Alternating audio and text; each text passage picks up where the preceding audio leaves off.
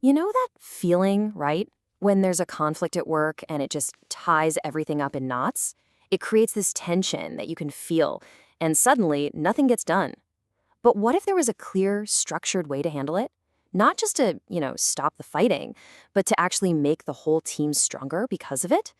Okay, let's dive into one specific blueprint for untangling those knots drawn from some really profound principles for reconciliation. Man, this ancient proverb just hits the nail on the head, doesn't it? We've all seen this play out. A small misunderstanding gets ignored, and then a week later, people are actively avoiding each other. Conflict, when you let it fester, it literally builds walls. People get behind these fortifications of hurt feelings and assumptions, and what started as a simple issue suddenly feels like this impossible siege. And yeah, the bars of a castle, that's exactly what it feels like. It just locks people out. The source material we're digging into today does not mess around. It calls this kind of unresolved conflict a corrosive force. Think about that.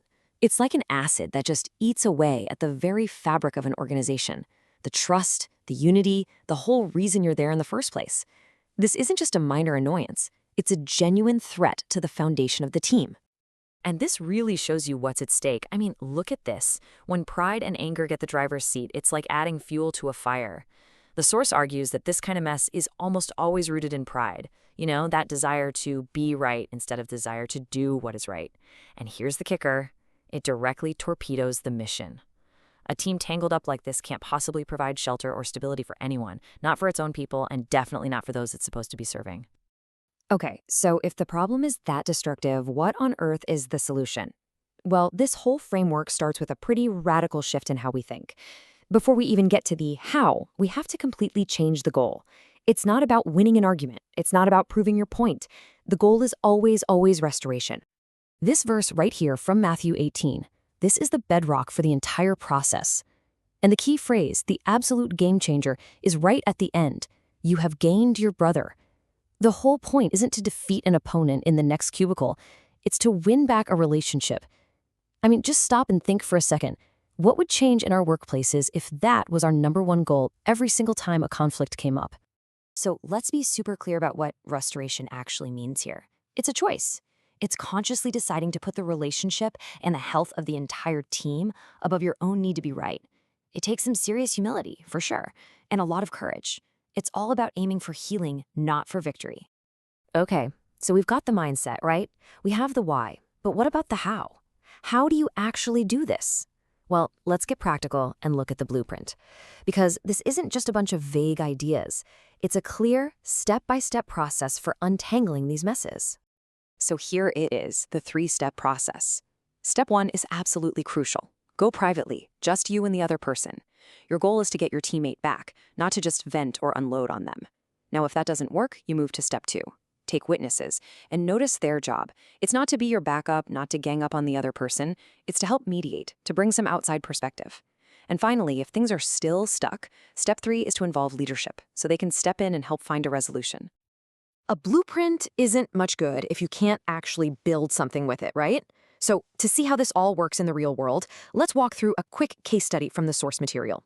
This should make it all feel way more concrete. Okay, so meet Sarah. She's a case manager, and she's not a fan of a new policy her manager, Maria, just rolled out. Classic workplace stuff. But look at Sarah's first move. She doesn't go talk to Maria. Nope. She goes and complains to her coworkers, David and Chloe. And right there, the knots are already starting to form. This slide just lays it out perfectly. On the left, you've got the common reaction, what Sarah did. Gossip, stirring up trouble, creating little factions. But let's rewind and play this out using the blueprint. In step 1, Sarah would go to Maria privately, not to accuse her, but with humility, asking something like, "Hey Maria, can you help me understand the new policy? I'm just struggling a bit with it." That opens a door. But what if Maria gets defensive? Okay, then you go to step 2. Sarah could ask David, a respected colleague, to join them. David's job isn't to take Sarah's side, but to listen and help them communicate.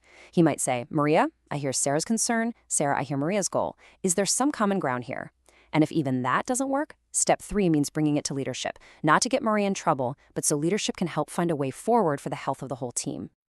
Now, you might be thinking, wow, that seems like a lot of work over a policy disagreement.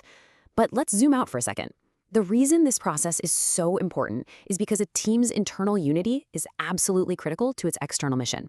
And when a team actually does this, it builds this incredible culture of trust where people know they can bring up concerns without everything blowing up. I mean, these questions really get to the heart of it all. How can any organization teach about reconciliation if its own people are holding grudges? How can we model healthy communication if we're just gossiping behind each other's backs? And how can we possibly be a safe place for anyone else to heal if our own team is just a battlefield? The point is, a team's internal health isn't just some HR issue. It's everything. And this really brings us full circle. A team that commits to this, that learns to work through conflict with humility and grace, it becomes more than just a productive team. It becomes what the source calls a visible sermon. The way they handle things with each other demonstrates the very message they're trying to share with the world. That tangled knot from the beginning gets transformed into something balanced, purposeful, and honestly, beautiful. So we'll leave you with this one final thought.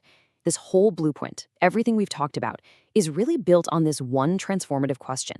What if we just rewired how we see conflict? What if it wasn't a battle to be won, but an opportunity to restore? What if every single disagreement was actually an invitation to build a stronger relationship and a healthier team? What could change if we really believed that?